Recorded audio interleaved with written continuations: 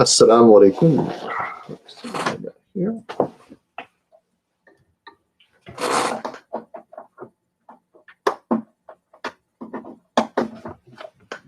Okay, let's put this over here.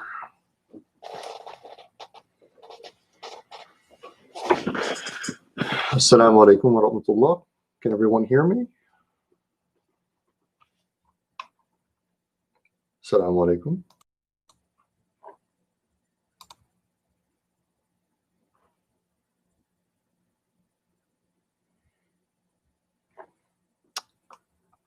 Oh, you can hear me. Alhamdulillah. Good, good.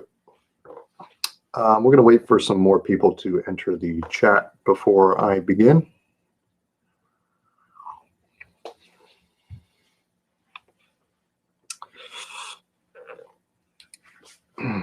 Take off my glasses because I don't want to glare.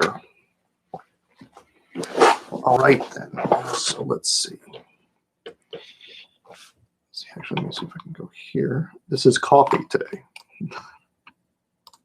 Thanks for asking.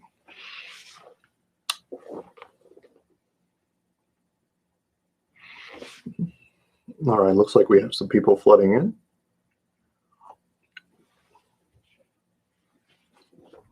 Perhaps somebody can link in Discord. That'd be great as well. And then we can begin what I want to discuss.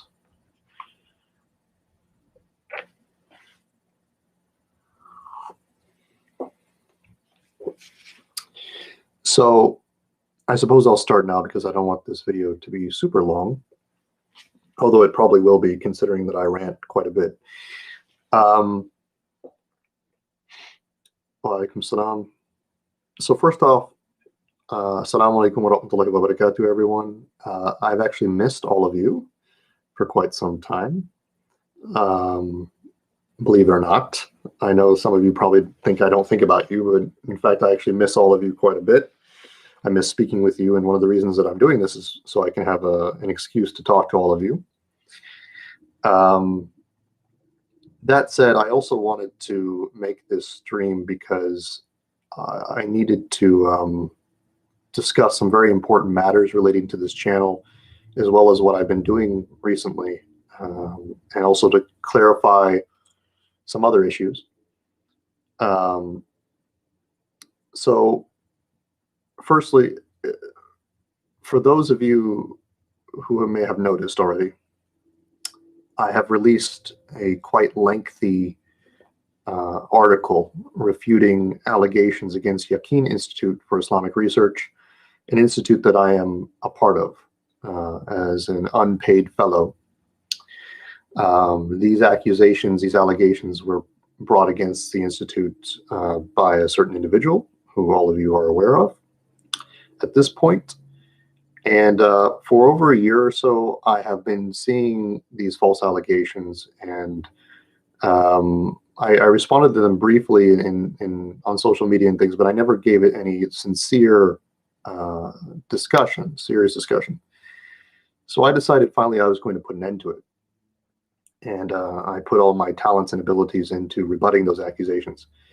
Now, as a result of this, I believe a lot of you were quite upset with me. I noticed that in the chat, in the comments, many people were upset at the fact that I had responded. And it was actually quite shocking. It was quite shocking to me that this occurred because for the longest time, a lot of these same individuals were celebrating Daniel's constant barrage of attacks and criticisms against the institute that I worked for. And not once did I see a lot of you, no offense, defend my honor or the honor of my peers. Yet when I put the burden on myself to defend my honor and the honor of my peers, mostly them, I'm told that I've done something wrong. And to me, it's very much unacceptable that individuals have this sentiment, because as Muslims, we have a right to defend our honor and our reputations. And I think that the article that I've written fully proves that we have been dishonored and we have been slandered quite a bit. I think anyone who even goes to the summary of findings will see very clearly some of the more egregious errors that were committed against us. Some of you need to stop actually commenting. Please moderate the comment section. I don't want any sort of vulgar commentary in here. Thank you.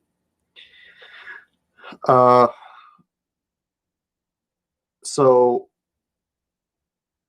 one of the other responses that I've seen is that we should not focus on these lies, this dishonesty, because what's more important is what Yaqeen Institute has apparently done. But I question that logic because it's extremely illogical. So if somebody's been lying about what you're doing, why is it that we have to take responsibility for what they're lying about? So just recently, I uploaded a section onto the paper proving conclusively that Yaqeen Institute does not affiliate with countering violent extremism programs in the United States or elsewhere. Or we do not affiliate with or receive funding or anything of the sort from these organizations, from government anti-extremism initiatives. Okay, and yet still this is being used against us, and I'm being told that no, stop focusing on the lies. Well, what else am I supposed to focus on? Because if they're lies, why should I take responsibility? Or why should we take responsibility? Why should anyone take responsibility for what somebody has lied about? Right? That doesn't make any sense. That's completely unjust, unwarranted. So no, the issue is the lies. The issue is the dishonesty, because the dishonesty is what's promoting this view, a view that none of the people at Yaqeen Institute, behaviors and views that none of the people at Yaqeen Institute actually hold to. So why should Yaqeen Institute and its fellows take responsibility? Now, this is not to say, of course, that Yaqeen Institute is flawless or perfect, by no means. There are things that we always have to work on because we're humans, right? As human beings, Allah subhanahu wa ta'ala made us fallible, right? So we're going to make mistakes. Everyone does. But we should not take responsibility for things we haven't done. And we certainly should not take responsibility for lies made against us by an individual who does not take responsibility for anything. Okay, that's just insane. Yes, please block anyone who is speaking ill in this manner, saying all these vulgar things or curse words, etc. This is not that sort of discussion, nor will it ever be. So please ban them promptly. I do not want to have to click through the chat to do that myself. Thank you. Okay. I suppose I have to then.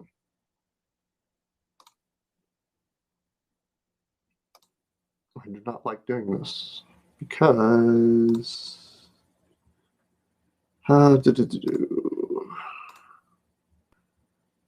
one else report done. Okay, cancel. Anyways, where was I? Okay, so I'm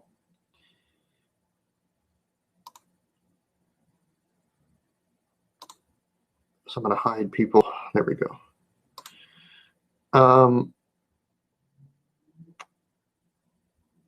So where was I? I'm sorry about that. And so I took the time to write this refutation purely for the sake of defending the honor of those who were maligned unjustly, and for the sake of truth, and for also the sake of your benefit, for everyone's benefit who follows my work, and just in general. Okay, and that's why I was also quite shocked by people who were upset by it, because I was trying to show you that how you should analyze and understand propaganda, how you should be able to critically think and examine things, right? That was one of the points, you know, to try to increase the standards of our discourse. You know, we should not be complicit in this sort of behavior. We're Muslims. Integrity should be the highest, one of the highest virtues that we hold as an ummah and as individuals. I mean, this is indisputable. I mean, in order to advance truth, we have to submit to truth. We have to respect truth, correct? And if we completely throw away those principles, if we say, no, dishonesty is okay because I don't like that person over there, or I don't like that institute, then you've just completely fallen off the manhaj. Okay? Or you've fallen off the proper methodology of dawah. Okay? That's what we need to understand here. That's what I was trying to help everyone understand. And even in that paper, I gave an olive branch, just apologize, repent for your sins, and we can go back to doing dawah like we're supposed to do. And of course, that was never taken. And it's unfortunate.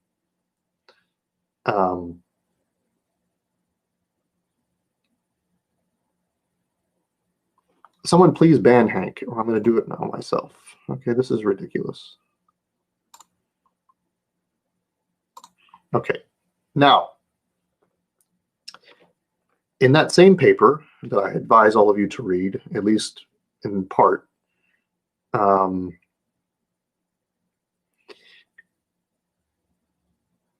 at the end, I advised myself, because of all of the damage that's been done right now within the Dawah scene, all the corruption, the poison, the cancer that's seeping through the Dawah scene right now, this lack of integrity, the methods of Islamophobia, the methods of Islamophobes.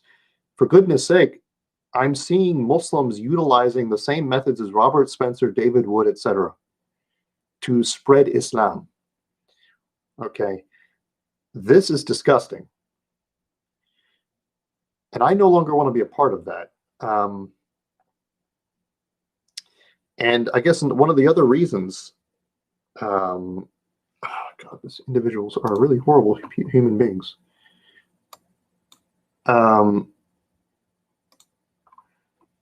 These individuals are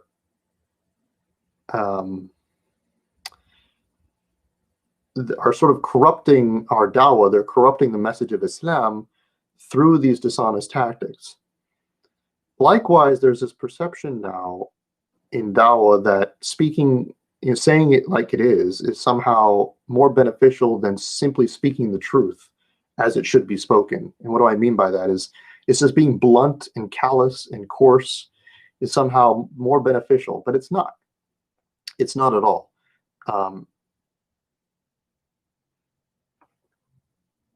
Okay, Omar, you need to do your job, or I'm going to give somebody else moderator privileges, okay?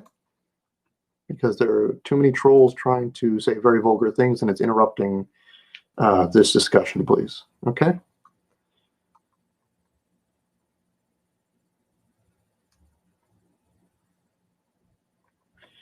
So, as I was saying, one of the reasons that I undertook this project, yeah, I hid their messages. One of the reasons that I undertook this project was also because I felt responsible for what's been going on. For the past 10 or so years, I have contributed to this very toxic atmosphere. I provided the soil for which a lot of these individuals now are growing from and gaining influence by. And I felt that it was my responsibility to finally set it right, to redeem myself by removing myself from the scene, but at the same time sending a final message. So it was also my own form of repentance. Okay. So this will be my final refutation. That said, what solidified my decision even more was what I've seen in the past few days. What I've seen in the past few days on Twitter disgust me beyond description. I keep seeing individuals saying things like, well, we're allowed to do these things because they're insulting the Prophet sallallahu alaihi wasallam. And although we should feel pain and anguish at the fact that our beloved Prophet sallallahu alaihi wasallam is insulted and degraded, the fact of the matter is that we have to be just in the way that we deal with people. And what I mean by that is that we only go after the perpetrators of those things. We don't go after innocent people around them to make a point. Okay. And I don't want people to take this analogy the wrong way, but I'm trying to teach a lesson here. I'm not saying that the people who are doing this are like the person I'm about to mention. Okay. But what I'm trying to say is I'm trying to prove them and showcase how the mentality is dangerous. If we adopt this mentality that it's okay for us to attack other people's loved ones because our loved ones were attacked, in many ways, we're justifying the logic of people like Osama bin Laden, who himself said that we're allowed to kill innocent men, women, and children because they're killing our women and children. Okay. And that, we can't adopt that principle. We have to be just in all things that we do. We should only go after the individual who has been unjust, not attack people around them to make a point. And if we want to make the point of free speech, we want to make the point of how things should be balanced and things like this, then what we need to do is simply say that. We need to make it we need to suggest that as an example in an abstract manner. We don't go and attack those people to make that point, because that's being unjust. We say, hey, how would you feel? How would you react if somebody did this to your wife or your kids or your aunt and your uncles and your parents, etc.? Right? We don't go attack those people when they've done nothing. Right? That's wrong. That's not what a Muslim's supposed to do.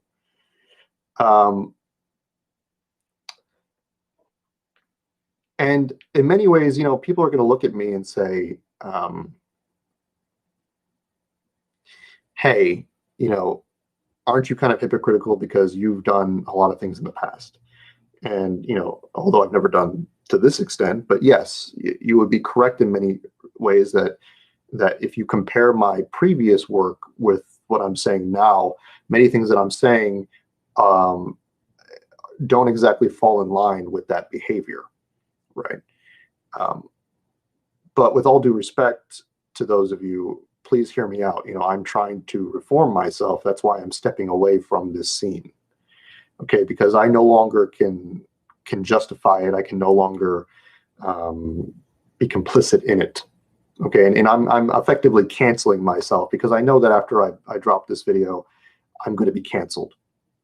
I've already been canceled by a large number of people because of the refutation that I made. But I did it all for the sake of you guys. I did it all for the sake of protecting people's reputations. I did it for the sake of truth.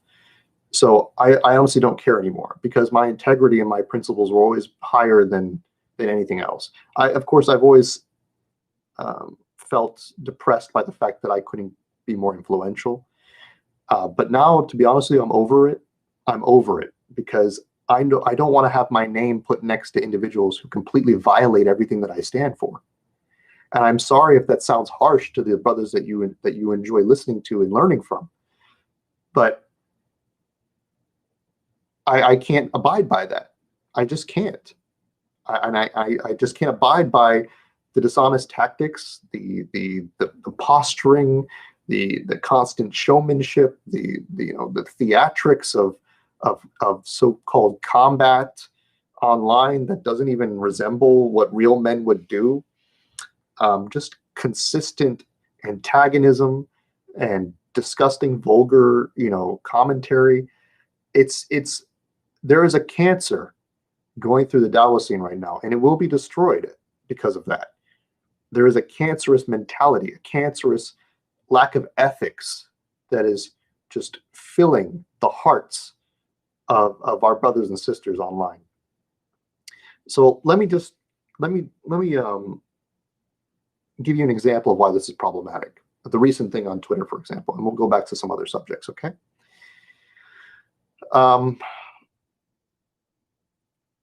So imagine you go online on Twitter and you want to be like, I want to stand for the deen. I want to stand for the haqq. I want to be blunt with my faith. I don't care what anybody thinks, right? And you go out there and you start laughing. You're like, haha, yeah, of course I'm proud that we kill murtads. Yeah, blah, blah, blah, right? And you're acting like, I'm a lion of Allah, that's my name, but you know what I mean, what I'm saying, right? What happens when, you're saying this to this arrogant murtad, okay? You're saying it to this arrogant ex-Muslim who just talks nonsense about Islam all day. and he feels bad, and you're showing dominance. But what about the young Muslims who are watching this, who are about to leave the faith because they're confused, and they realize that you're happy about killing them? What about those individuals? Did you ever think about that? Did you ever think that maybe there's a sister or a brother who is suffering, who is in doubts, and then they see somebody just being proud and laughing about the fact that they might be executed? Aren't we supposed to be bringing those people back to Islam? But instead, we're more focused on showing dominance to other people. I can't comprehend this.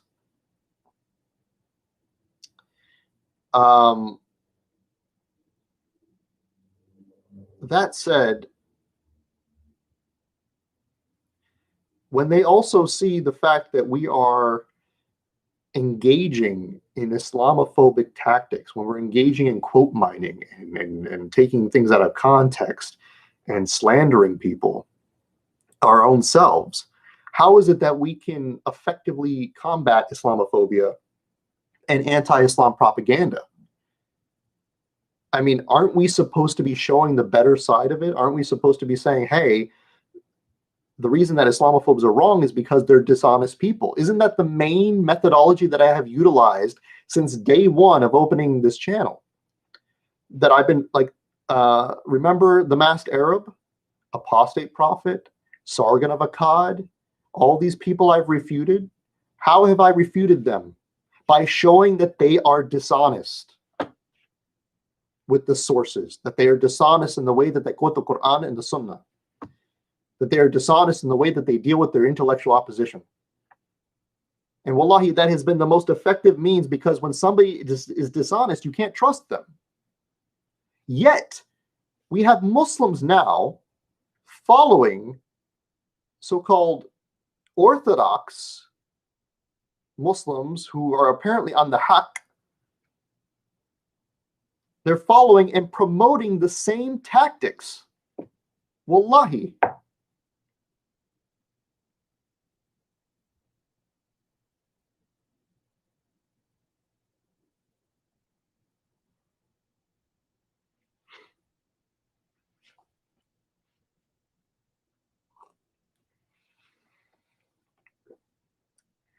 Somebody please ban these people. Who wants to be a moderator?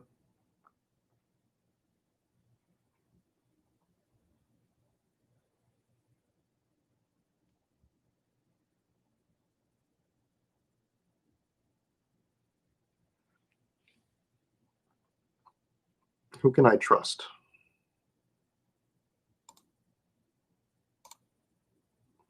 Mokit as well. Okay, I need you guys to help Omar.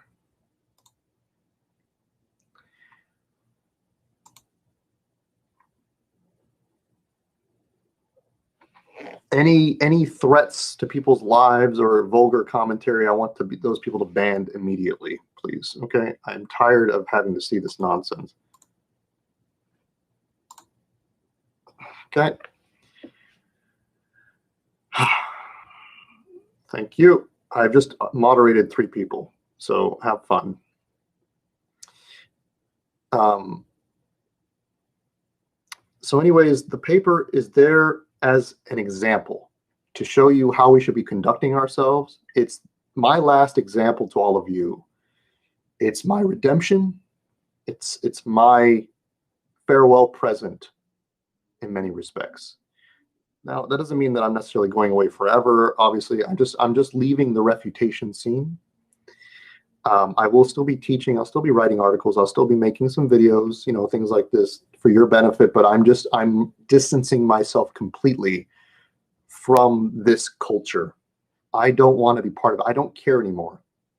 If they want to put me on a podcast, if they want to, invite me to events, if they want to cancel me altogether, that is fine, because I would rather they cancel me than suffer my reputation any further and suffer my principles any further. Wallahi, I'm sorry. I love these brothers for the sake of Allah. but I do not love what they're doing, and I no longer want to be poisoned by it.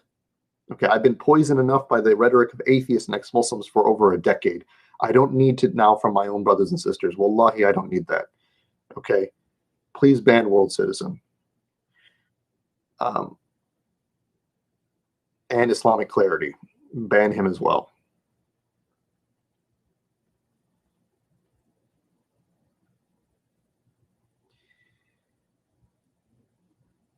Yes, even refuting non-Muslims.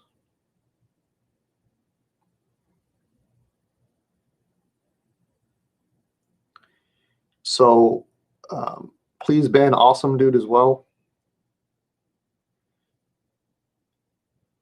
And ban World Citizen. Thank you.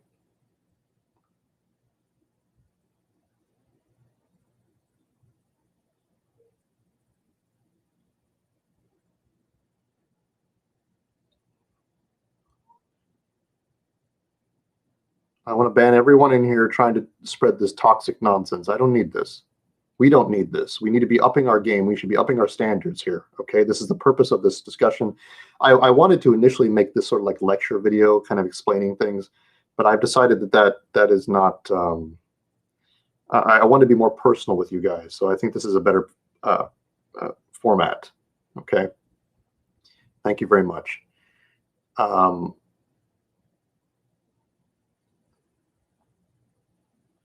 So I also have some other personal issues in my life, not issues, but things going on in my life, which are also prompting me to leave this scene entirely.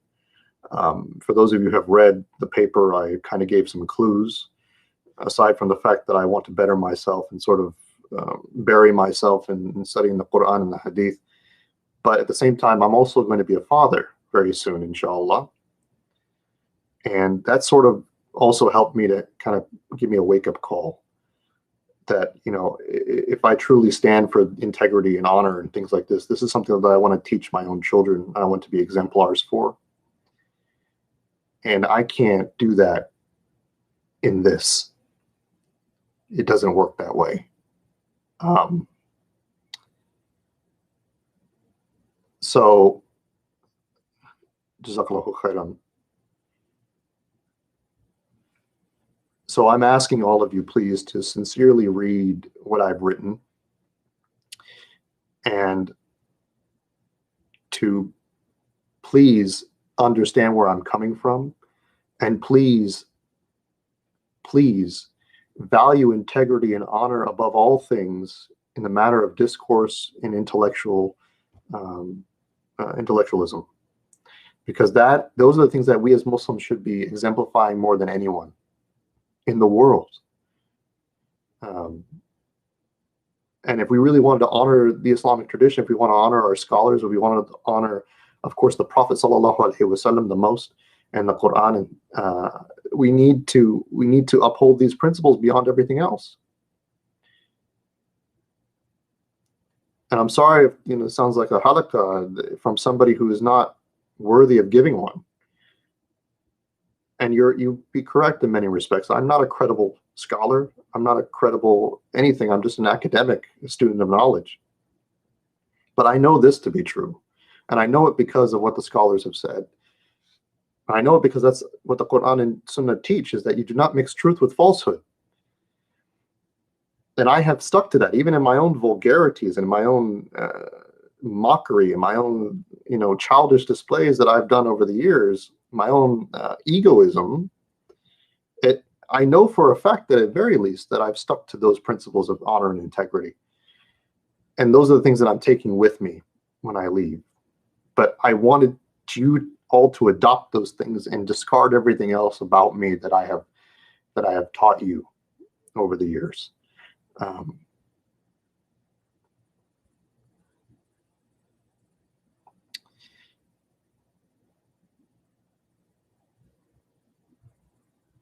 So for those of you, so I guess that's really what I wanted to say, to be honest.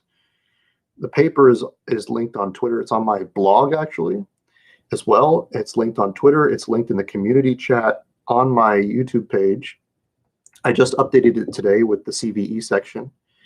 I'll be updating with more sections in the future. I have the LGBT section to update soon, and then 2 other ones in the Sharia section. So I guess before leaving, I don't want to make this too long. I suppose I just want to kind of open the floor for questions about that paper specifically, about, how to navigate it if you want, what should be looked for.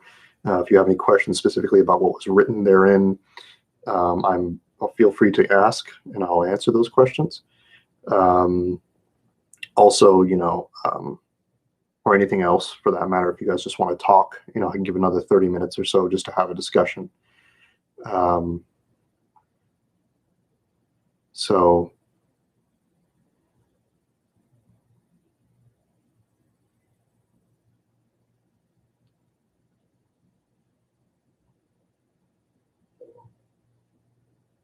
I believe the stream will be left up, yes.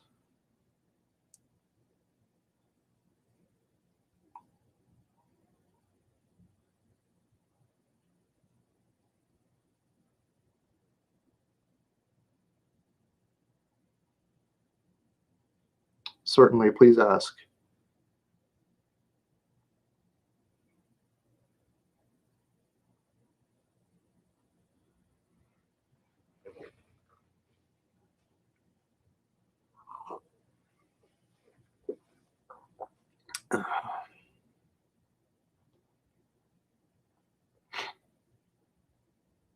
Perhaps I'll look at the questions, but let me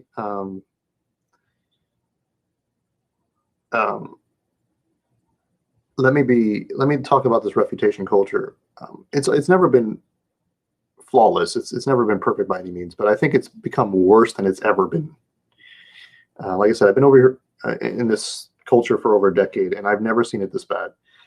And I remember the first time that I was invited to it, that I was invited into the culture, that I was invited into this Dawah scene, this form of Dawah, and it was by brother Asadullah Ali Al-Andalusi.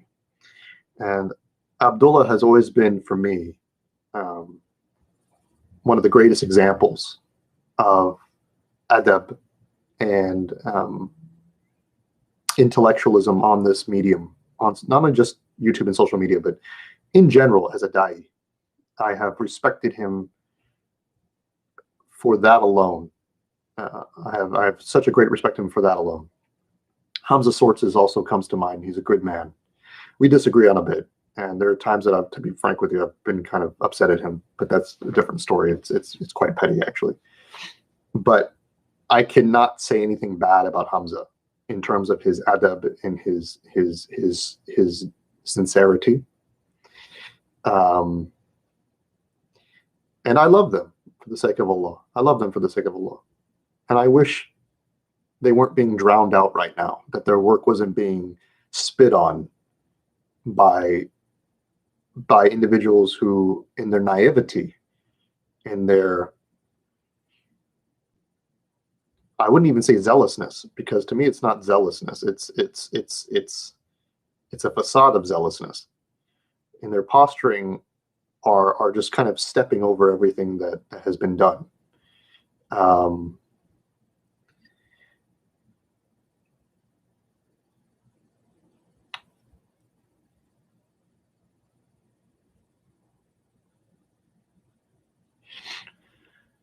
So, it upsets me. It upsets me quite a bit. And it's just, I'm done now. I've literally, everything that I used to feel bad about has been replaced by something else. And what I mean by that is, initially I thought there was something, I failed this community because I wasn't doing it right. I wasn't doing Dawah right. But it wasn't that. I failed for a different reason. I failed because I did not correct a lot of the bad elements that were seeping in, and I did not correct myself fast enough, my own behavior, my own lack of adab, that it created the soil for other things to grow. That's where I failed. That's really where I failed. And I'm very sorry. Wallahi, I'm very sorry. And I ask all of you for forgiveness for not dealing with it sooner, for being too worried about my own influence instead of worrying about the type of influence I was actually giving. And that is my fault. And now I am trying to correct it before leaving so that I can do, give a greater benefit to this ummah from a different place, somewhere else.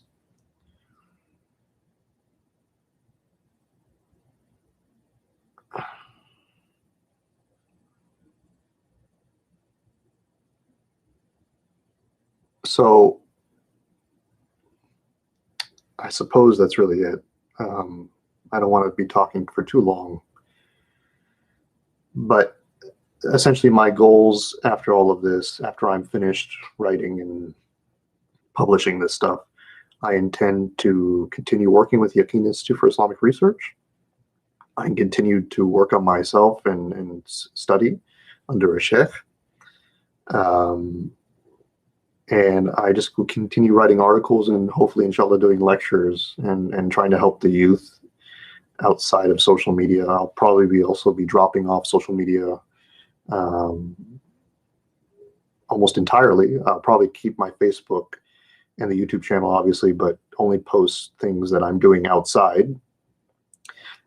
Inshallah, I have some good news coming with respect to one of my papers on my blog that was initially independent. I think you guys are aware of it. It was a paper that I wrote not too long ago about science in the Quran that is now going to be officially published for Yaqeen, inshallah, after some editing. So, hopefully that will be a benefit to many more people. So, and as you can probably tell, also, I'm very tired. Look at my eyes. My beard is completely almost gray now. I haven't been sleeping much for the past 2 weeks. I've been getting like 4 hours of sleep every day because I'm working and also working on this reputation at the same time. So it's not good for my health.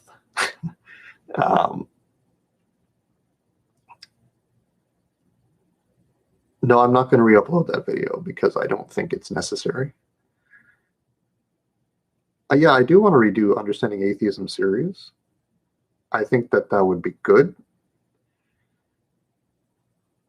This channel is going to be about, now it's going to be less about refutations, and it's going to be more about teaching Muslims how to think, teaching Muslims how to read, teaching Muslims how to perceive things without necessarily having to attack people. I know that was an interesting and fun method at one point, and iJihad is still something that I really want to play with, but I think it's going to be less involved with the refutation culture than it used to be, entirely, actually. Wa alaikum salam.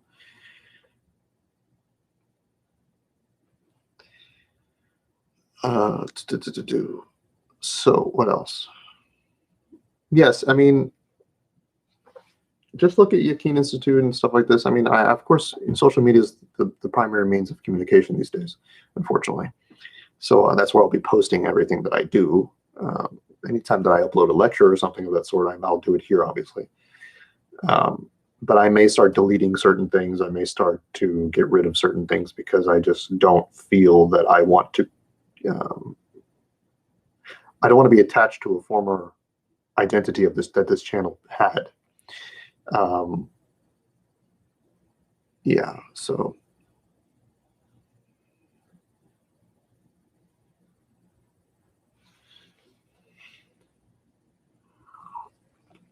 I'll probably teach more philosophy from an Islamic perspective as an Athari. Khalifa videos would be great. I could continue doing those. Right now, I'm just very tired, so I don't really know what's going to happen. I'm actually exhausted, spiritually, emotionally, mentally. I'm just very tired. I want to take. I don't even want to do anything, to be honest. So, but I do have an obligation to all of you. I have an obligation to this ummah, and I have an obligation, of course, first and foremost to Allah subhanahu wa ta'ala and our Prophet sallallahu alaihi wasallam. So I must keep with that obligation, my duty as a Muslim. Inshallah, the baby, it's still very early, so we're, but inshallah, hopefully be February or March. So it's like I said, it's very early, okay, but inshallah, it'll that's when the baby will be due.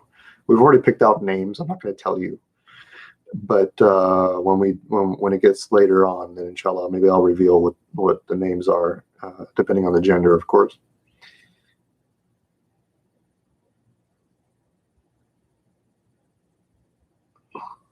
Thank you so much.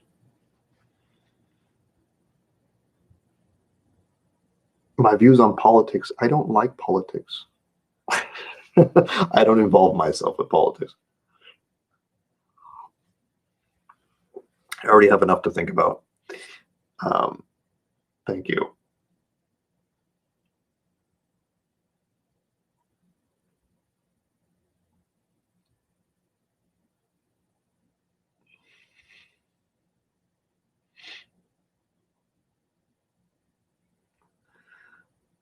I'm still going to be affiliated with MDI, and don't worry about it. It's fine.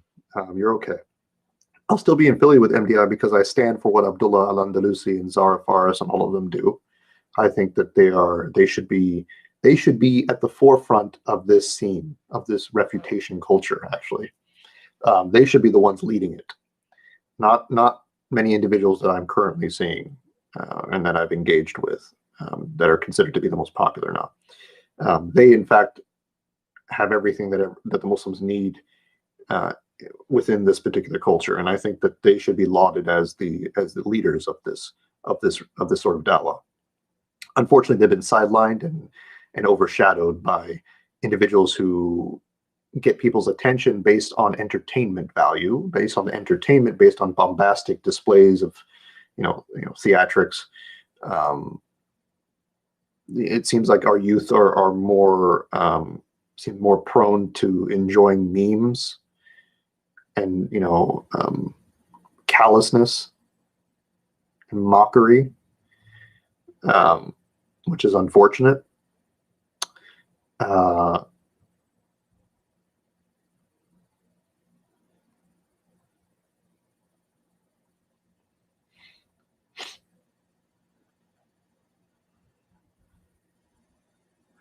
Yes, I do believe the pragmatic approach can be very beneficial, which is something that I'll be writing about later from the perspective of Ibn Taymiyyah. In the meantime, for those of you who want to read up on Ibn Taymiyyah's epistemology with respect to atheism and belief in God, I think that you should go to Yaqeen Institute for Islamic Research, the website, and look up one of our more recent articles on Ibn Taymiyyah's epistemology by Dr. Nazar Khan. It's a very lengthy article, very erudite, chock full of facts about how Ibn Taymiyyah perceived epistemology, and especially with respect to belief in God. So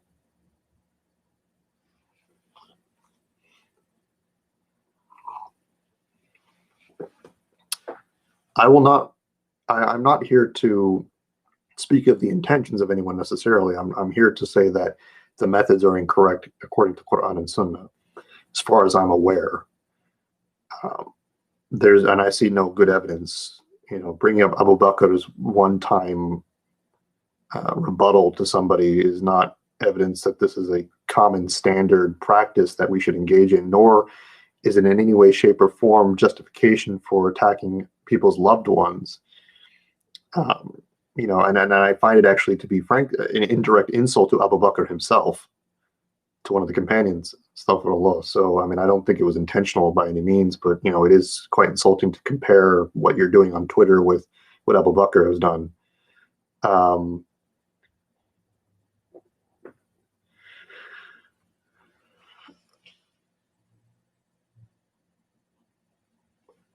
Wa alaikum assalam wa rahmatullah.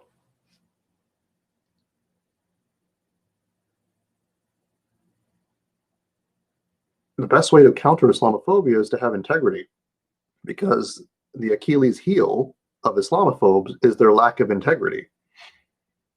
Right. If you reveal their dishonesty with Islamic source material and scholarship, then you can undermine them quite easily.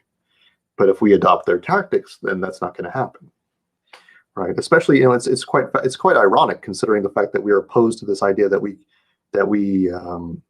doing taqiyya, and yet we have Muslims who are actively doing what Islamophobes think we do with each other. It's quite sad.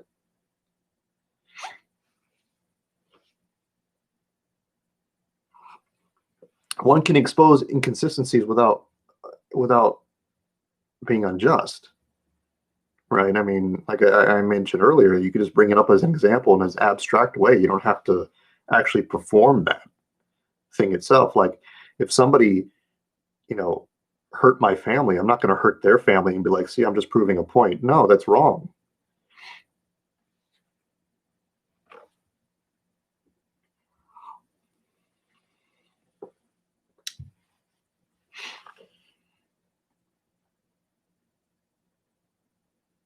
I have a couple more minutes, guys. We're going to have more talks in the future, inshallah, but just not like this. This is coffee, actually. This is a macchiato. Yes, I'm very fancy. I'm just making a comparison, an analogy. I still do want to make the Christchurch shooting, but I think that I'm going to turn it into more of an academic exercise. One where I will reveal conclusively that Robert Spencer. One of the reasons that Robert Spencer hates me so much is not even so much that I point out his cowardice with respect to debate and his inability to fulfill his agreements, but he's upset with me because he knows for a fact that I found out, not just found out, that I can logically, factually connect his ideas to Christchurch. That's one of the other reasons that he does not like me very much.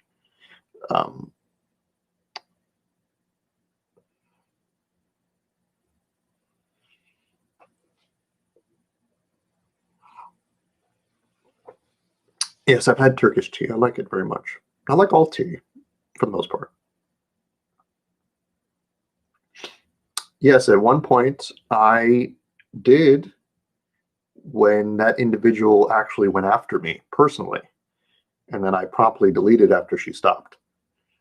See, but I did not just go on attacking people just because I wanted to prove a point. So you have to understand, Islam, we only go after those who are unjust. We don't go after people around them to hurt that person. Okay, that doesn't make any sense. That's not what we're supposed to be doing. Like,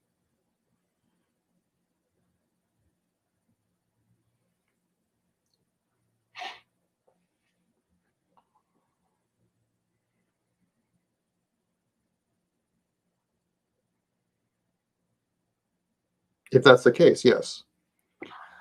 Like I said, but this is not, what happened on Twitter, and this is the last time I'm going to talk about it, was not just, okay, well, this woman also says this, so we're going to go after her. No, it was everyone affiliated with those individuals to prove a point that you're not supposed to attack somebody's loved ones. Okay, that was the problem. So even if we concede to the fact that one of them is not innocent, it doesn't mean the other ones, it somehow makes it justified. Okay, do you see what I'm saying? Like, this is the point that I'm trying to make here, because it was never established that all of those people who were attacked were somehow guilty. All right, and I know of one of them who definitely was not guilty. She didn't deserve any sort of that embarrassing harassment or any other such thing. So I'm not going to even go into this. Okay, so let's stop trying to justify this. Okay, you have no justification from Quran and Sunnah for this at all. All right, so I'm not going to even entertain this discussion any further. Once again, let me bring up a more extreme example. But like I said, the person who used that same logic to kill innocent people was Osama bin Laden. He even used a lot of the sources that are being used online to make this argument. Okay, so let's stop. This is wrong. Okay, it doesn't matter.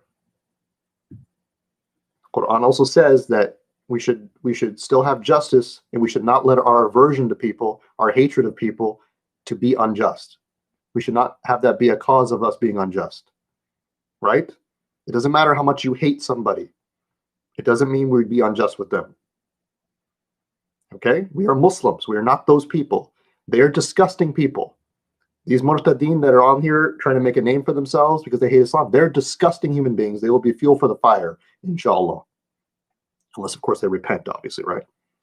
But right now, they deserve, they're not to be respected. However, we respect our deen, we respect our principles, we respect Islam, we respect the Prophet sallallahu alaihi wasallam. Okay, we do not interpret our deen based on their behavior. Correct? Khalas.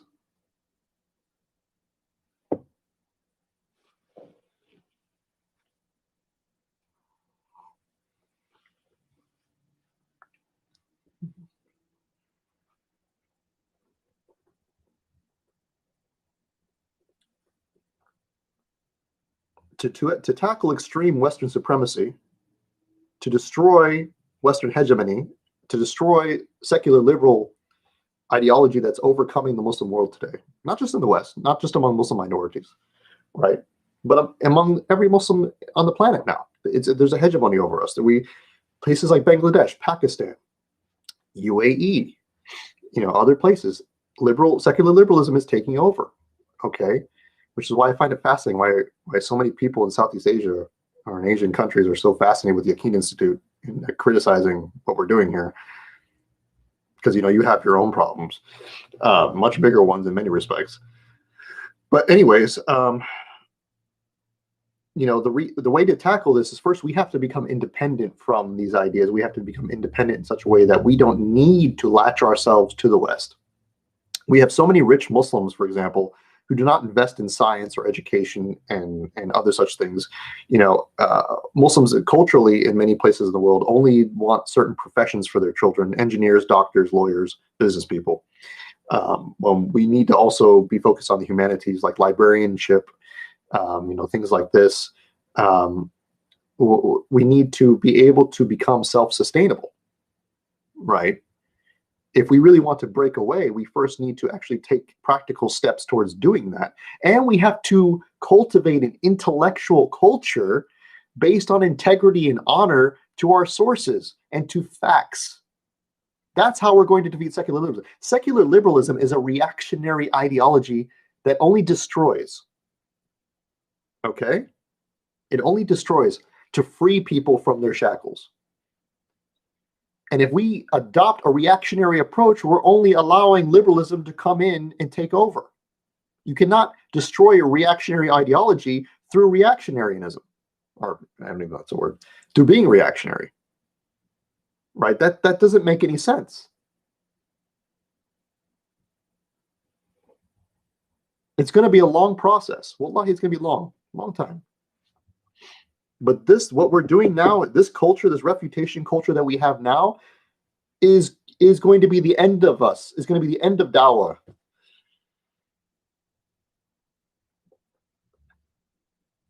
I do not care. Look, I'm going to be frank with you. I don't care about the feelings of these popular murtadeen. I don't care.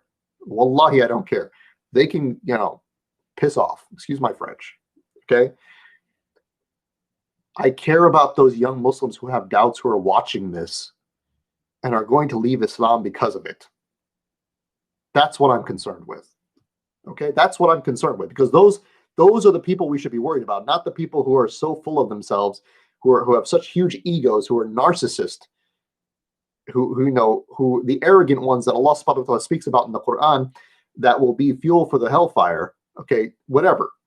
I'm talking about the people whose hearts can still be softened. I'm talking about the people who still have an open mind, who are watching us just playing around, acting like it's funny to kill people. Astaghfirullah, that we're proud of it. We should not be proud of punishing people. What is this? What is this?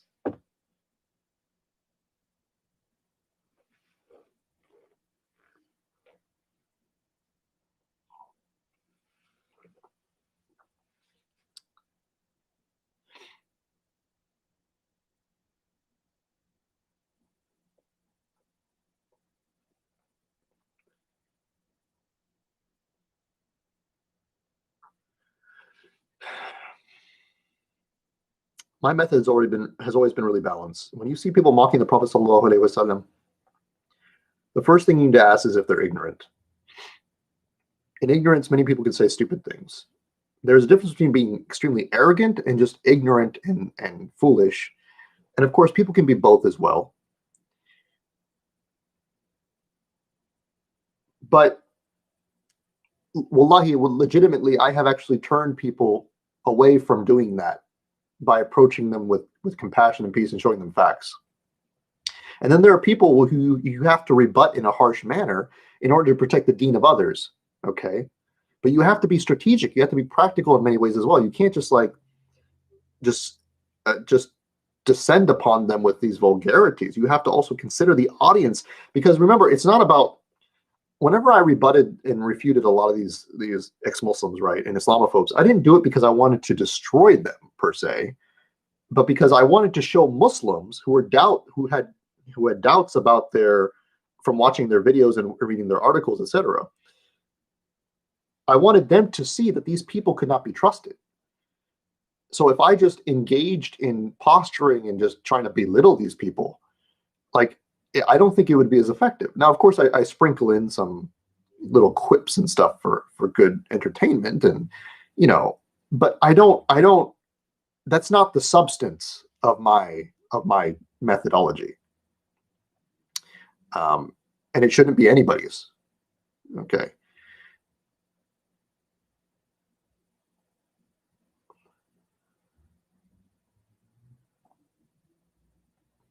So I just go back to the Prophet sallallahu alaihi wasallam, right? And once again, I'm speaking to myself when I say these things to you all. Take after his example. He was extremely calm in the face of insult. Excuse me, my apologies. And yes, we should have ghira for the Prophet sallallahu alaihi wasallam and for our religion. But we also have to follow his example, correct? I mean, that's the part of following the sunnah, right? So when we have this ghira, we also have to consider, look, what would the Prophet sallallahu alaihi wasallam do in this circumstance? And if you read the seerah of the Prophet sallallahu alaihi wasallam, you'll know he's a very balanced person. He does not react the same to everyone, right? He doesn't. He gauges that person's character. He gauges that person, like what that person is trying to do. He gauges he tries to see like what age they are. Are they a young person? Are they an old person? What sort of beliefs do they hold? What's their demeanor? How have they acted in the past? How are they acting now? He measures everything before he makes his reaction, right? He didn't just blurt things out. He didn't just say the same thing to everyone. Some people, he would tell them even different advice, depending on that person's characteristics. He wouldn't give the same answer to everyone, correct? So we have to be the same way. And of course, this is a very nuanced approach. And we have da'is now who are claiming that nuance is an excuse. Now, let's be frank, of course, there are certain academics who use the nuance card to make excuses, but not all of them do. And when we talk about nuance, we should always see that as mostly a positive word. Because reality is not simple, it's complex. Our circumstances are complex. The way that we live is complex. The way that we perceive things is complex. Nuance is not a bad word. In fact, nuance is the enemy of Islamophobes because they rely on oversimplifying things. They rely on memes. They rely on their audience only seeing things in black and white and just very simple terms. That's why they're so effective. The same way with Trump and Modi and all of these corrupt politicians who are frankly idiots, beyond a shadow of a doubt, and evil to the core, but they command such a wide audience because they tell it like it is in simple terms. They tell you what you want to hear instead of what you need to hear. Right? Same thing with Yaqeen Institute. We're trying to tell you what you need to hear based on the nuances of the tradition, whereas there are certain individuals who are trying to tell you just what you want to hear. Okay, now once again, no side is perfect, but I'm trying to make a point. Okay, and the scholars in general, look, even if you don't like Yaqeen Institute, let's forget this for a moment. The greatest scholars of old, they wrote volumes of works, volumes on the most simple things, but they were so erudite. They looked at every single angle of every ayah, of every hadith, of the sunnah, okay? They wrote huge volumes of works. The fiqh tradition is defined by its nuance. And yet we have people out there saying, oh, nuance is an excuse. Mental gymnastics. Astaghfirullah. What have we become? Seriously. What are we becoming?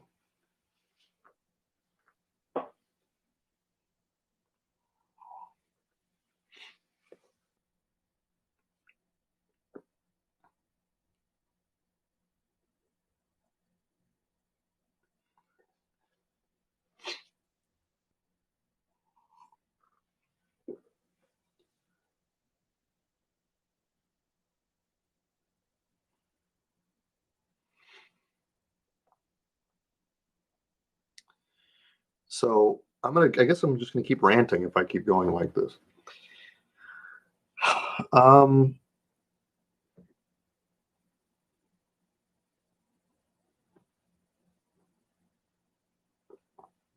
What do I do to work out? No, you're gonna. So a lot of people don't know this about me. I've said it. I've talked about it a couple times, but okay. So I was a amateur fighter for some time. So I went to uh, the Youth Olympics for Taekwondo, things like this. And I was like a national champion and things like this. And then of course I got hurt. Some of you who watched my biography video, you'll know that I was hurt quite badly and told not to fight again. So, but I need to keep up with that. I still love martial arts. I still train, but I train in a different way. So shortly after uh, rehabilitating my body, I started to find comfort and in a different form of exercise that I really, really enjoyed. And having grown up in kind of a bad part of town as well, I was always into hip hop music. So I became a break dancer. Believe it or not, there's some videos of me out there dancing. Um, and yeah, I actually still break dance to this day in private or at a park where most people can't see me. But I still practice my moves and stuff because it's actually a lot of exercise. So yeah, I know it's funny, but I actually can do breakdancing. Um, so yeah, so it's actually a huge workout. If you got, you wouldn't believe how much strength it takes to be. And I'm not as good as I used to be because I'm older now. But yeah, it's a workout. You don't really need weights. Now I do go to the weight room occasionally to work on like my chest and stuff. And I've really been slacking the past few months. I gained a lot of weight that I need to lose down in the stomach area, so I'm trying to work on that, get back into form. But generally, that's what I do. So yeah. No, I'm not going to show you an example. I'm wearing a thobe. uh, inshallah, I'm writing a book. I don't know much about Islamabad or Pakistan, to be honest with you. Breaking in a thobe would break my leg, probably. Yeah. So.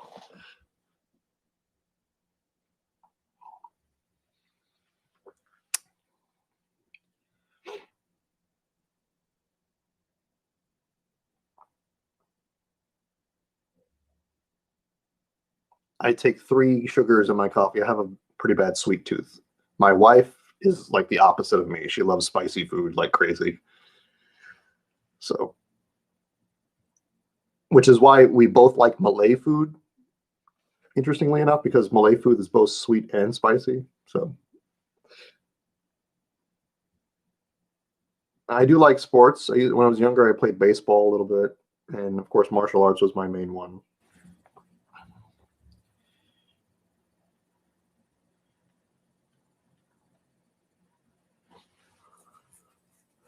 I am not super fit right now.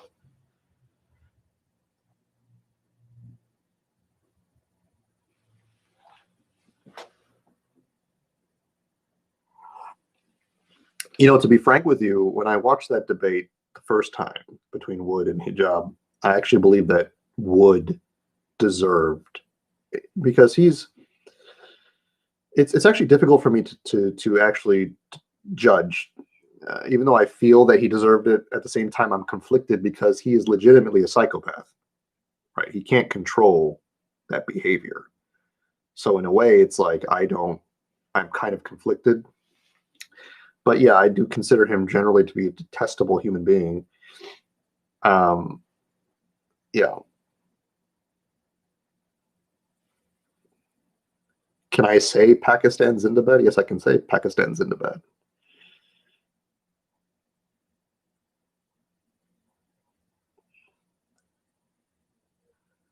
Thomas Kuhn is my favorite philosopher.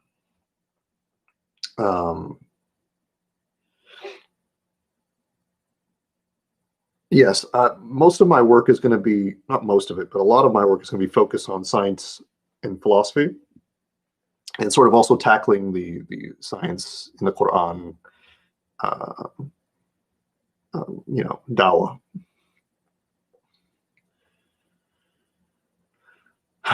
It's almost, no, it's already over an hour.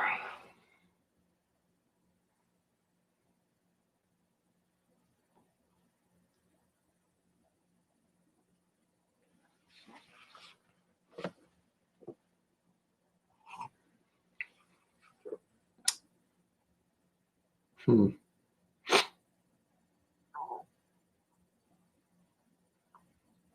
Yes, Christian apologists have been taking advantage of Yasser Qadhi's comments for quite some time, and we're fueling the fire by insisting that they're correct, by attacking Yasser Qadhi so much. In fact, he was we have been disparaging him for quite some time, this community, and it's quite sad. Despite whatever mistakes he has made, he's also done quite a bit of good, and we treat him like he's a worse enemy than people like Robert Spencer are. And then we tried to justify it on the basis that, we need to get rid of all these deviants in our community. That's the big issue right now. It's like, well, first off, you need to establish deviancy, and not simply because of a secondary issue or something. Like if you're going to establish that somebody is deviant because they have an opinion about Gog and Magog that isn't found in the Quran and Sunnah, but isn't also explicitly mentioned as being opposed to Quran and Sunnah, then there's something wrong with your deen or your understanding of your deen more than what that person is saying. Just being frank, we have a community of nitpickers going around trying to literally going through hours of videos and articles trying to find something we can call somebody deviant for. That's a disease of the heart. Okay, I'm going to be frank with you.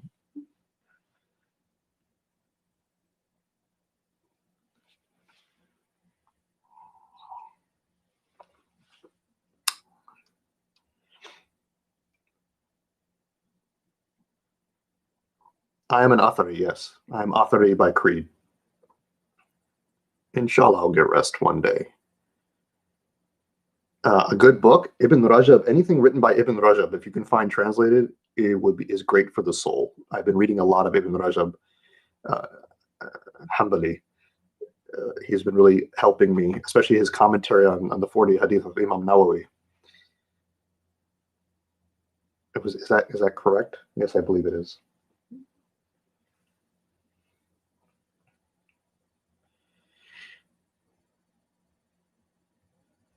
I'm Athari because it makes the most sense. And yes, it is very pragmatic, but I don't adopt it because it's pragmatic necessarily. It's beneficial for that sake, but yeah. But no, you're not blocked, Wolfgang.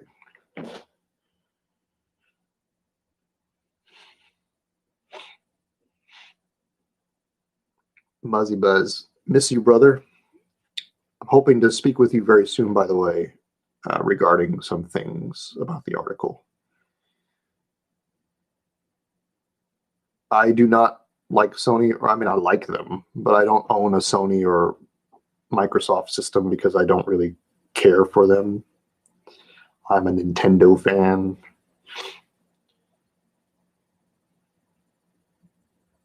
I believe, let me see. I'm not against the Ash'ari and Maturidis. I mean, look, there are a lot of traditional scholars who adopted either one of those positions, and I don't disparage them. May Allah forgive them for any of their mistakes and sins, and likewise forgive me. But I'm not gonna cancel scholars because of things like that. I'm sorry, I just can't, and I don't understand why other people do. Like, you know, Ibn Rushd, for example. Like I quote him quite a bit when it comes to fiqh because he was a master of fiqh, right? And there are people telling me, oh, but he believed in Aristotelian, you know, philosophy, kalam. It's like, yeah, okay, but he was still a master of fiqh, right? I'm not going to throw away the Bidayat because he believed in Aristotelianism.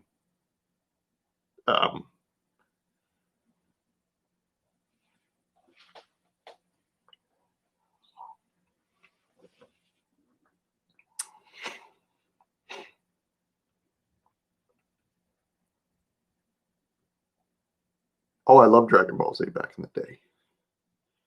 I was always a big fan of Vegeta. He's always the best character on the show.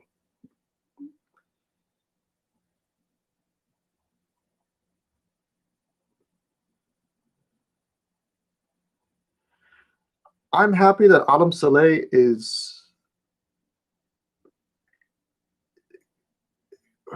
mending divides, but at the same time, I mean, with the health of the refutation culture right now, he's coming in at a very bad time. So I'd actually tell him to kind of like not engage because it might actually even be worse for him at this point, or at least engage in a different, like kind of from a distance.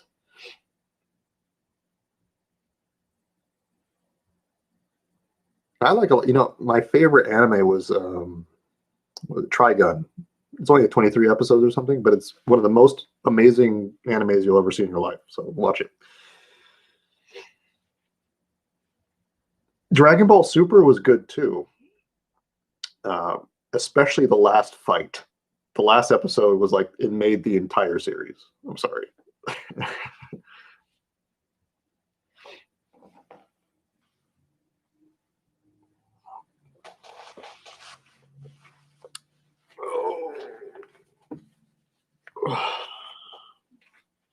My view on evolution. Of course, I believe that Adam is completely separate. The Adamic line, the line that we come from, is completely separate. But I am also willing to believe that hominids or creatures that were like us existed side by side and then became extinct. I don't know if that's true or not, but I don't see it conflicting with the Quran and Sunnah as long as I believe that Adam, of course, was specially created and that we only came from his line. So that's my position. I held a mistaken position prior to this from my misunderstanding of genetics and genealogy. And it was a very simple mistake, and I apologize for having it. But at no point did I think the main problem was that I didn't sincerely analyze that belief because I don't really engage too much with evolution unless I'm using it to support certain positions. Like, for example, I utilized evolutionary theory to defend Aisha being 9 years old and mature at that age. But of course, that didn't have anything to do with common ancestry. So I never really questioned it until recently, like a couple months back. When I was writing this refutation, I actually started reading more of Dr. Jalajal's views, and he gives a number of views, possibilities. And the more that I read from him and kind of discussed with him, I came to the realization that my prior position was actually not the most correct one, to put it lightly. So I kind of switched, and I realized that there was other options. So I took that option. So that's why I said on Twitter that he helped me, because he did.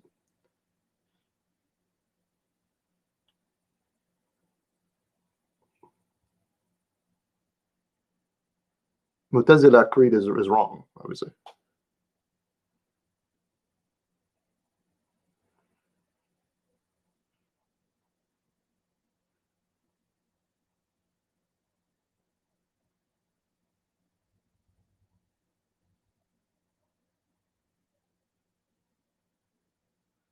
So, and also you have to understand my view of science as well is it's ever changing. So, eventually, this whole concept of evolution may be overturned by a different paradigm. So I'm not really attached to it that much. Like, it doesn't really affect me. I don't think that science could ever find out, can ever provide absolute proof that Adam and Eve existed. I believe in Adam and Eve because of the Quran and Sunnah. I believe in Adam and Eve because that makes sense, in accordance with our cohering with our perception of reality. I don't need empirical evidence to believe in Adam and Eve. Okay, and anyone who says that you need that or that it's even possible, I'm sorry, that person is in error. Okay.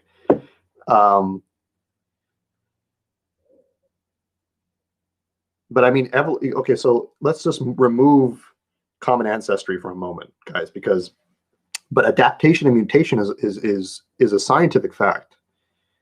And there's a lot of things we can learn from evolutionary theory. So, let's not throw out the baby with the bathwater. Okay. Like I said, I used evolutionary theory, life history theory, which is a product of evolutionary theory, to showcase that Aisha was mature at the age of 9 back then. Right. So, I mean, look, it can also be beneficial. Consider this. Okay.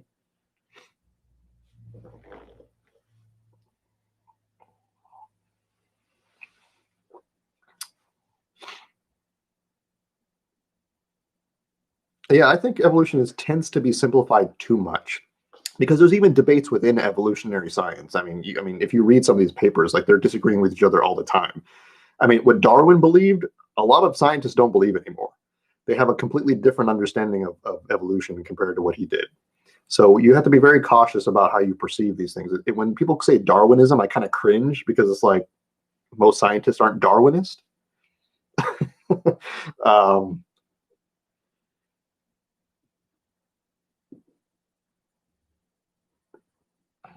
thank you.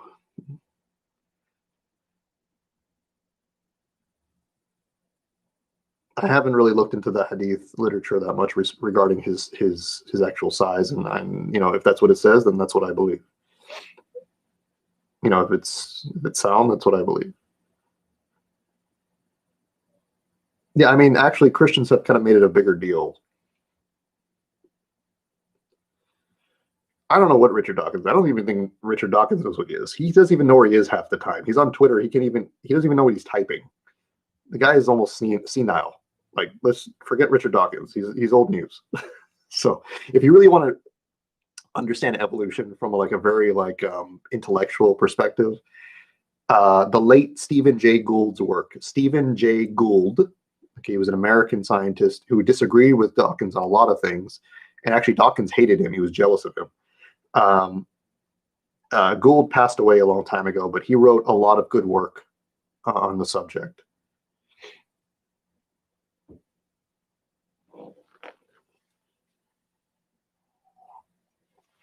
I respect Sabur Ahmed quite a bit. And Shoaib Ahmed Malik, by the way, and Shoaib was very upset, by the way, what happened to Jalajal, Dr. Jalajal. Like, he respects him profoundly. So if you respect Shoaib Malik, just know that he respects and admires Dr. Jalajal. So don't stand for any slander against Dr. Jalajal. Okay, that's if you respect Shoaib, because he won't stand for that. Just being honest with you guys.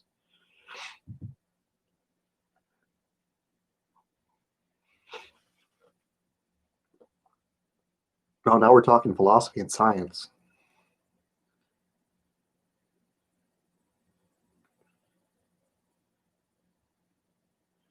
I don't know about the building of pyramids. I don't know any. I don't really study that stuff.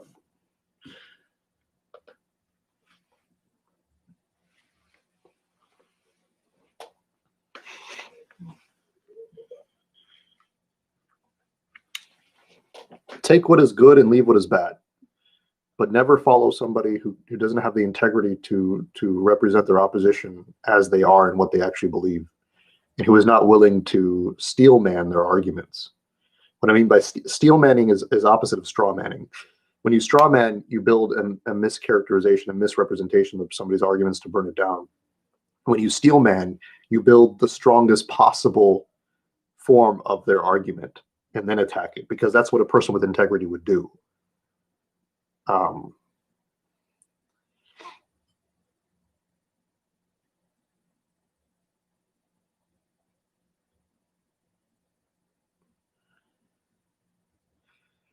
Logic is a language to express the way that we think or should think rationally. It's not an actual thing in and of itself. But our intuition is our primary means of understanding things. I did watch some of that debate, yes.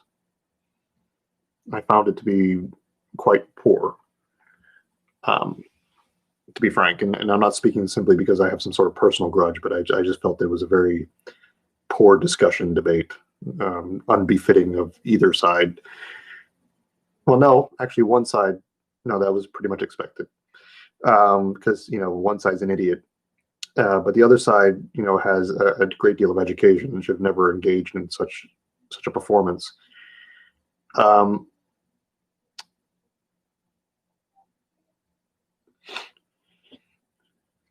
it's easy to expose a simpleton. Any simpleton can do that, right? But an educated person should never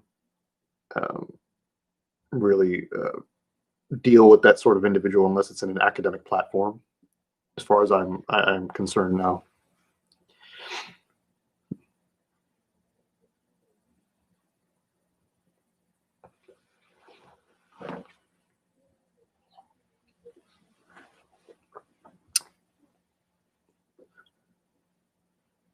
A steel man is not a fallacy. A steel man is not considered fallacious, because what you're trying to do is you're trying to build their argument and trying to make their argument as strong as possible. Like you're playing your own devil's advocate. Okay, you're trying to say, okay, this person could be wrong about this, but let me give him the greatest benefit of the doubt that he actually meant this, because this seems more logical. This seems more to make more sense. And then you destroy that. And if you destroy the steel man, then you actually win the debate. You actually win the discussion, the argument. But if you destroy the straw man, you haven't won anything. You're just posturing.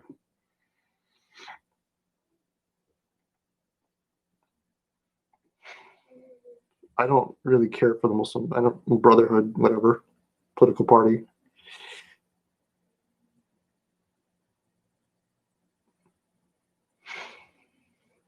Do I think a degree in philosophy is worth it? Yes, I do. I think it's helpful as long as you go in knowing that what you're learning is not absolutely the case. Like a lot of people have this perception that the moment you walk into like a philosophy 101 class, you're going to lose your iman. I don't buy that. The reason I don't buy that is because I feel like the people who do lose their faith when they go into philosophy have already kind of gone down that path, are already thinking about going down that path, or already have a weak understanding of what their religion is, and also have a weak understanding of philosophy itself. Philosophy 101 course should not question your faith. Because if you go to philosophy 101, you're just learning like basic stuff that in more advanced philosophy classes is largely considered obsolete, or like the discussion has like moved on. You know what I mean? Like I've seen people say, well, after reading Descartes or reading Hume, I became an atheist. I'm like, why? You know how many people responded to them since like 100 years or the past 100 years? Like, really? Come on. Like nobody listens to Hume anymore. It's just ridiculous.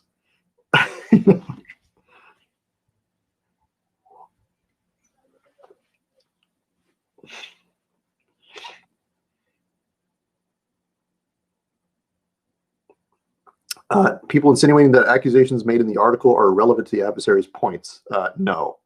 Yeah, I've seen the whole accusation of nitpicking. I find that very fascinating, considering, that taking people out of context and committing fallacies isn't nitpicking, any degree. I mean, it's an error. If I was nitpicking, I'd be focusing on typos and like spelling mistakes, things like this. But I didn't. I focused on issues of factual inaccuracy, fallacious reasoning, and clear cases of dishonesty.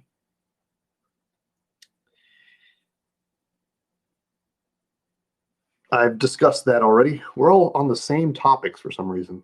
Let's get beyond. I don't really want to talk about people. The only reason that I brought those individuals up in passing indirectly is because I wanted to make a point. I'm trying to discuss the problems of the Dawah scene today. I'm not trying to hurt these people. Wallahi, I only wish the best for these people.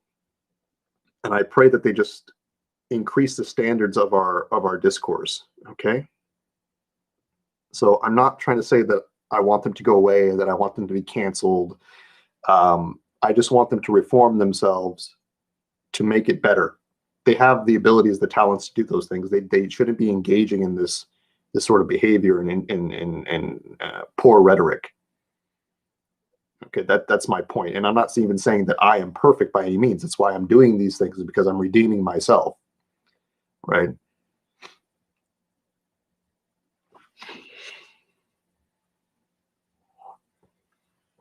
I am very upset about people who don't wear masks, especially in the United States.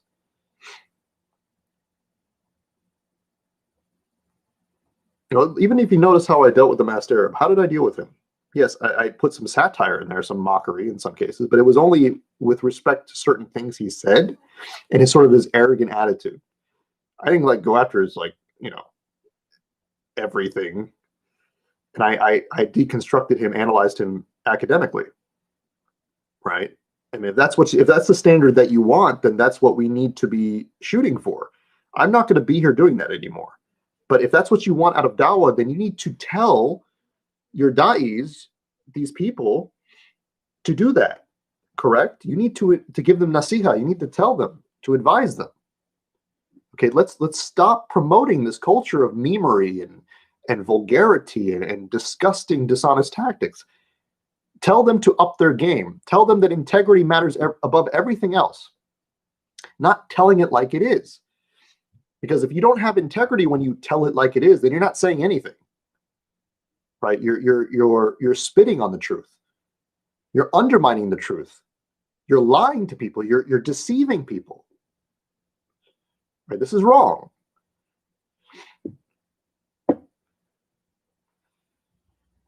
Yeah, and where's the masked Arab now? Right? Nowhere. Because I stuck to what? Integrity. If I played his game, do you think that would have done anything? No.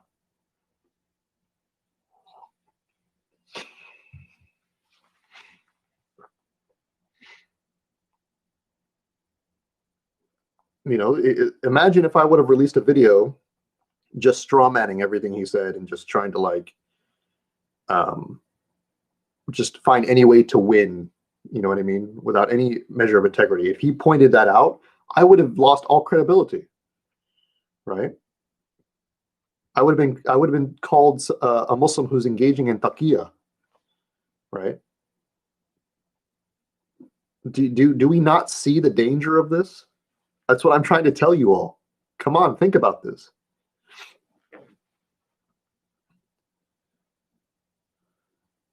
Thank you.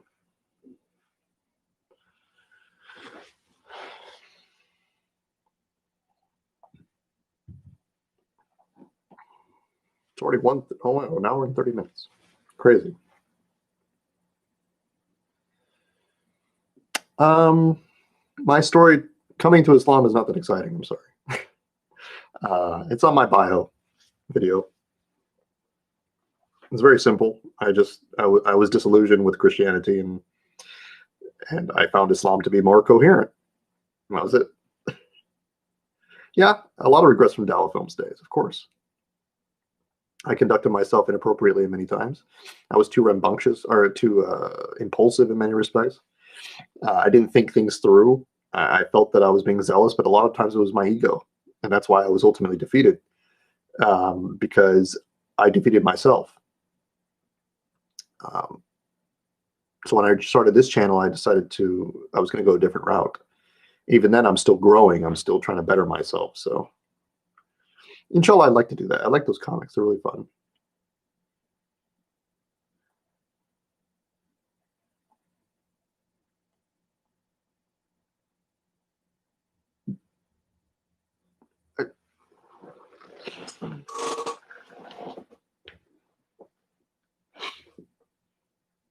Walaikum salam wa rahmatullah.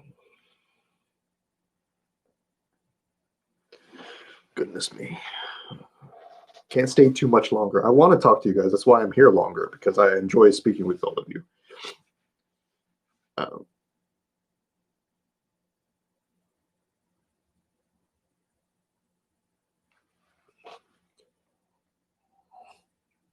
At the same time, you shouldn't concern yourself too much with a lot of these online personalities, ex-Muslim personalities, because I'm guaranteeing you right now, the reason that they do a lot of this is because of the misery and depression that they feel in their real lives outside of this medium, because of their impotence, their social, intellectual impotence in general. So they're trying to project what they want to be here. They act like they're completely different people online than they are offline.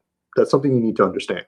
Okay, a lot of things that they're doing here are not things that they do in real life. Inshallah, please do. Please keep up the good fight.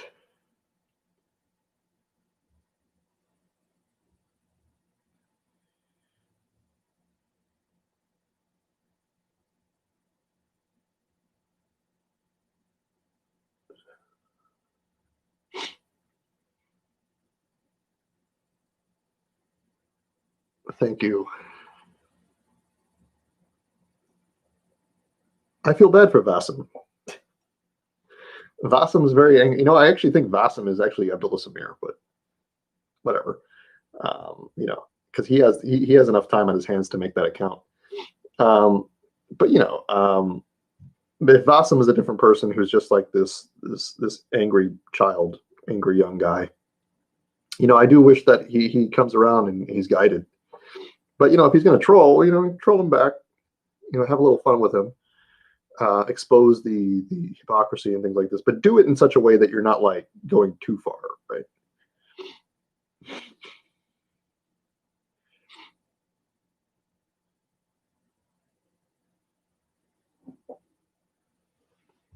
I think introverted smiles is correct to drop the ex-Muslim label because it's being utilized in such a way to advance Islamophobia. And I've been saying this for a very long time. So I'm very happy to see that a lot of some ex-Muslims are finally adopting this approach because they realize that they're being used, right? Like you're being used to go against Muslims, right?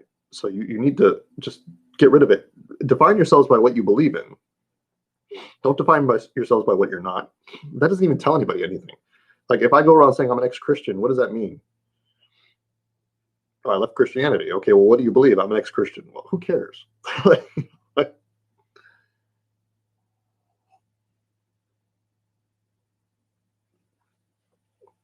I will read those counter arguments and evidences later regarding my views on apostasy punishment.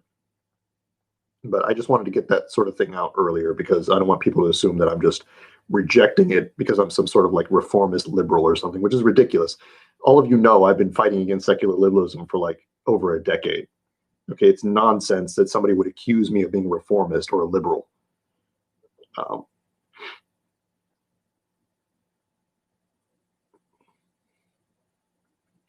The reason that Harris Sultan is gaining popularity in India is because most of the people who are giving him popularity are idiots who want to kill Muslims. So it's not Harris Sultan that's the issue.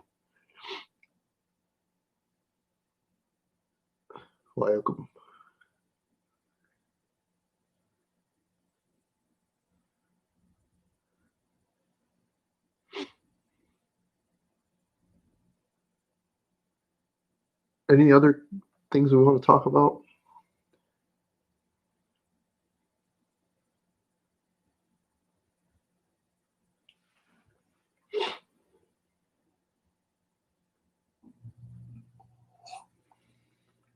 Like I said, I want to keep talking about other people because we're sort of also feeding into this culture, remember? Like if we keep talking about these guys, look, let's talk about I mean, I understand why we're talking about it. I mean, obviously, because it's sort of the context, right? But let's not keep asking the same questions, please. What are my plans after the stream? To be honest with you, I have to complete some other sections on that paper, so I'm going to start maybe tomorrow on that. But in the meantime, after this stream, I think I'm going to play a video game. So,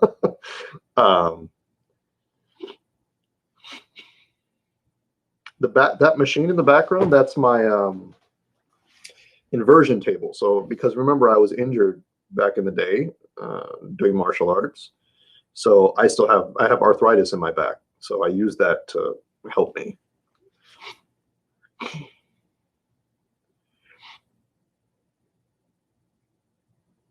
Oh, I played Switch.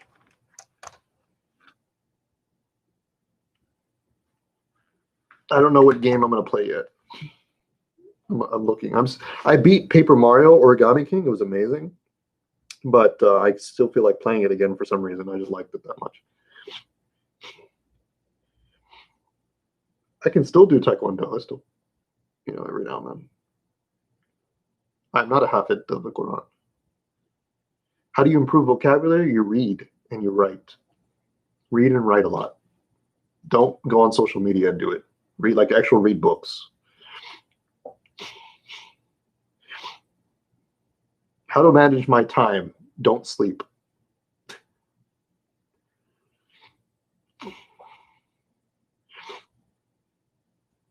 Both the UK and USA Dawah scenes are offensively crap right now. They need to improve drastically. I'm not talking about every organization. I'm just saying the scene that we see on social media, it's all bad. There are good actors within that scene, but they're being overshadowed by people who aren't minding our principles. I sleep 4 to 6 hours, depending.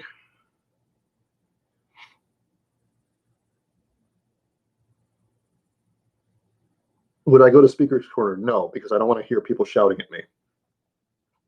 That's annoying.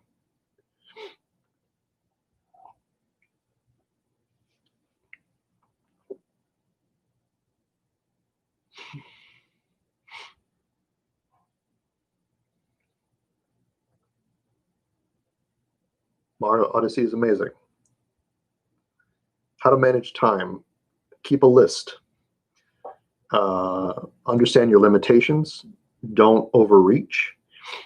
And best of all, be in an environment where you know for a fact that you are going to be forced to work. Yes, I played Ocarina of Time. It's my first N64 game that I beat.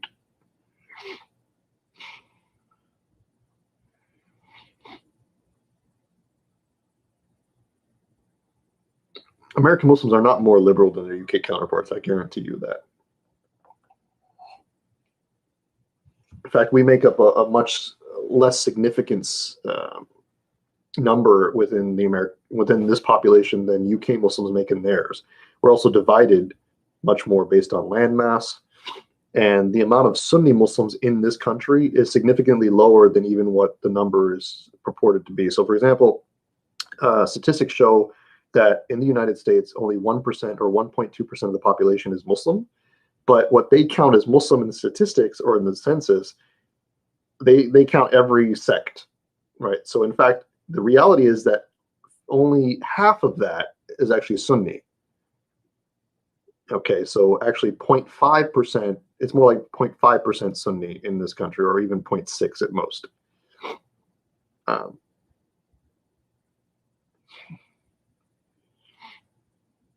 have not been to either.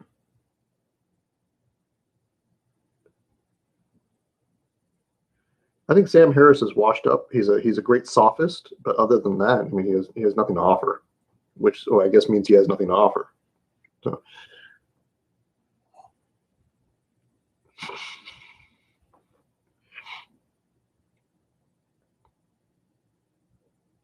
I grew up as a Muslim and abandoned Islamist practice and want to increase my faith.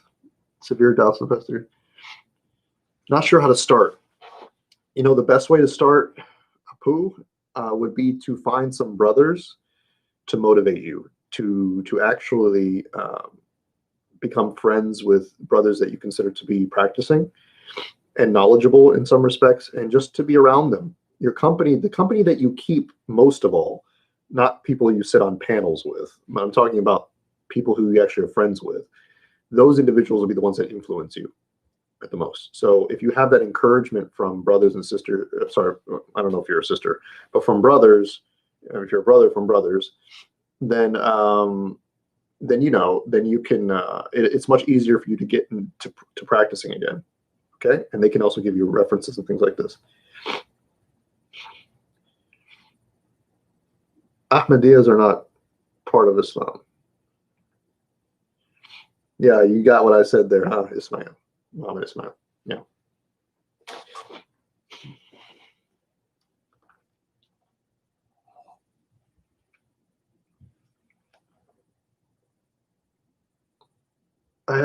I've seen Jeffrey Lang. Yeah, I don't really read his stuff. Making hijrah from the West. What does that even mean anymore? Because even if you go to a Muslim majority country, there's going to be Western influence, right?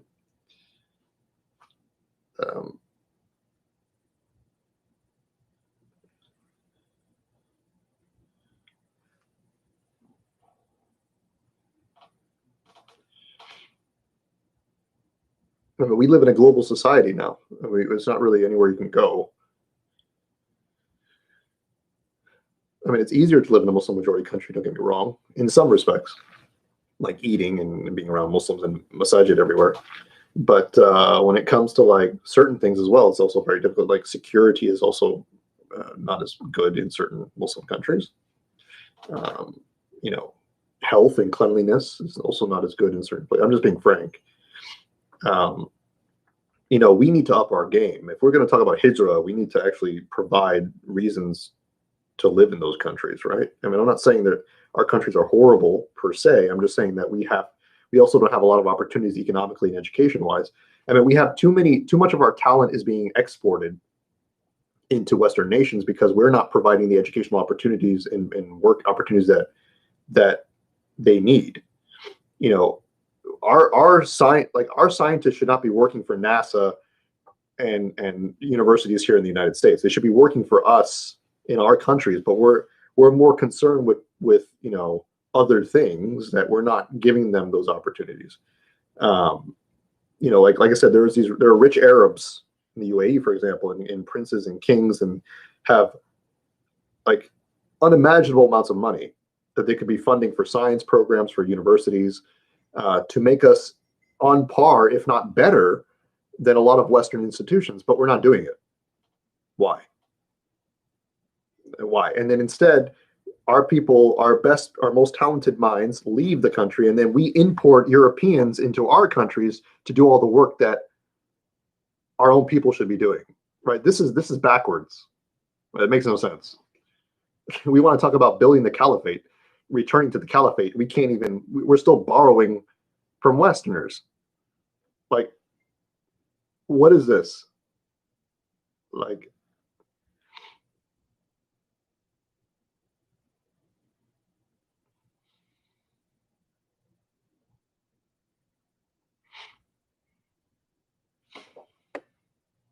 it's like a 4-year-old child who can't feed himself, you know, acting like trying to be like, yeah, I'm gonna own my own house and have my own family, but you know, I still need my mommy to feed me.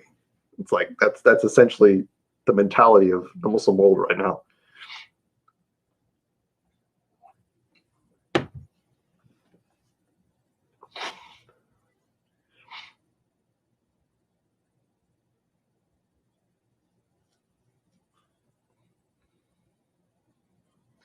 Looks like the chat is slowing down.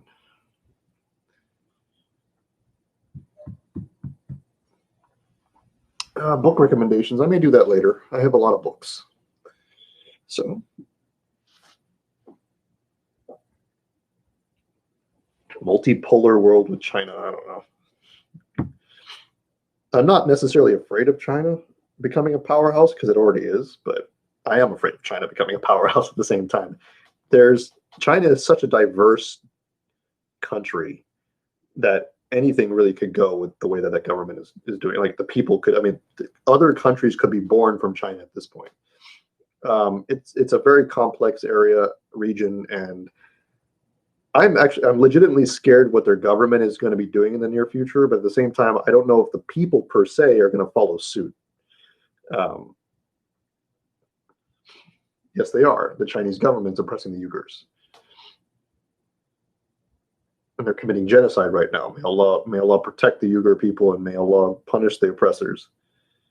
Um, at the same time, though, we also have to consider that there are many Chinese people who are not involved in that and aren't even aware, like living in like the mountains and stuff. No idea what the heck's going on. Um,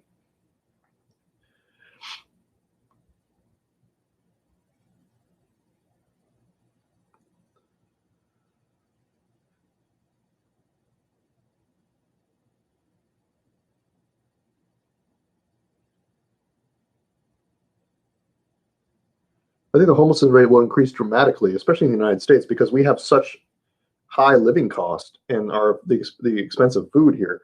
A lot of people don't realize, those of you who don't live in the United States, we have a huge problem with homelessness.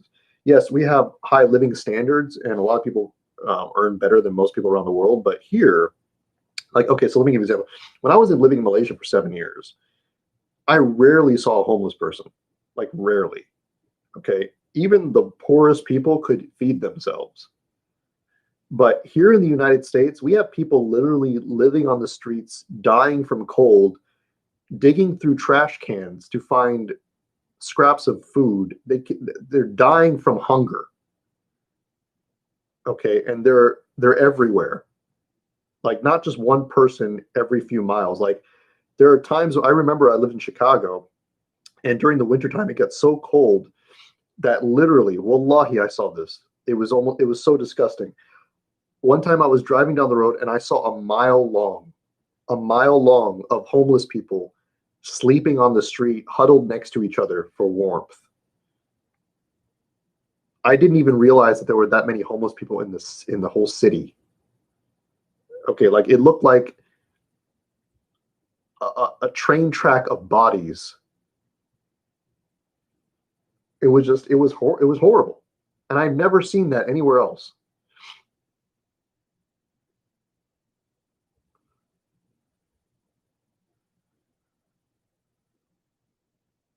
And they do tend to be minorities, and also veterans and old people and people with disease, like mental illness, etc.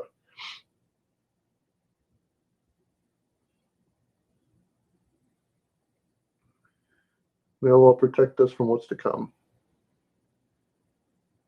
The government, yeah. Look at who we have as a president in this country. You want to talk about the government doing stuff? Come on.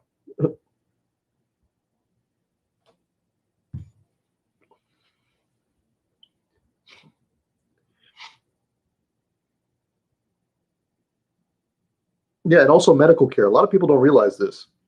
Medical care in the United States is the most expensive in the world.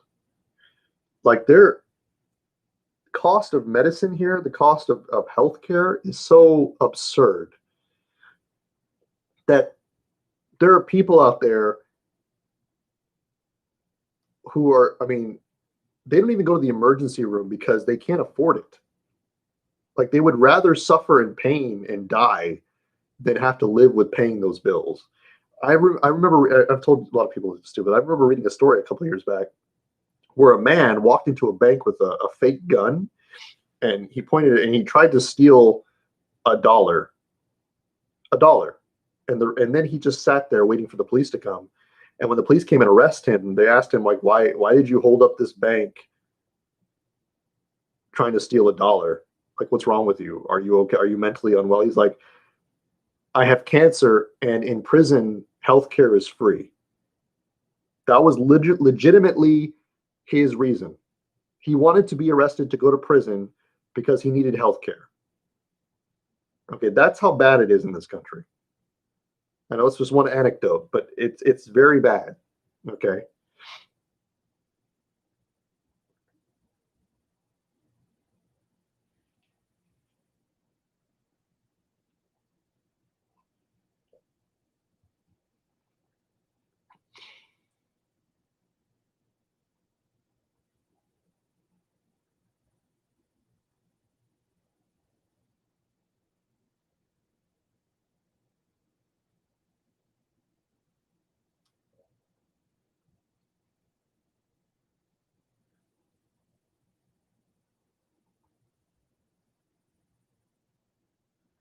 So I think a lot of these questions are kind of going back to previous discussion. So please watch the earlier video, the earlier parts of this video. Once again, I do apologize for anything. I want to give my last thoughts here. I thank all of you sincerely from the bottom of my heart for all your support and dua over the years. I don't intend for this necessarily to be my last video. However, I do anticipate that whatever counter refutation comes in my way is going to be full of slander and degradation. So, you know, this ship is already going to be sinking, and I'm going to be canceled from this scene anyway. So it doesn't really matter. But I want you all to take from my work, take from my thoughts, some benefit, so that you can move on and you can continue building something better in the Dawah culture, in this refutation culture.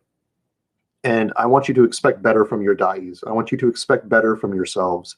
And I want you to inculcate the virtues of integrity and honor in all of the things that you do, even with your enemies.